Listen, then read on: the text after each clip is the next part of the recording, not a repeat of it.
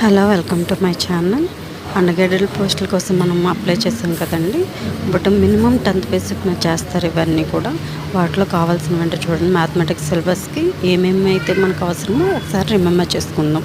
Tables at least 1 to 10 అండి. Squares and square roots at least 1 to 10. 2 square, 3 square and 2 4 root 4 root 16 at least అండి.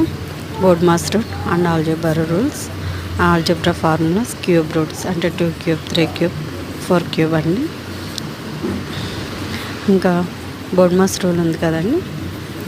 B bracket, O of, division, multiplication, addition, subtraction, algebra formulas కూడా follow. ఇవన్నీ ఏంటంటే ఇవన్నీ అందరికీ తెలిసినవే అండి. నేను ప్రత్యేకంగా ఎందుకు చెప్తున్నానంటే 10th అయిపోయి ఖాళీగా ఉండి ఇప్పుడు పోస్టులు పడినాయి కదని చేసేటోళ్ళు ఉంటారు, నాన్ మ్యాథమెటిక్స్ స్టూడెంట్స్ ఉంటారు. సో వాళ్ళ కోసం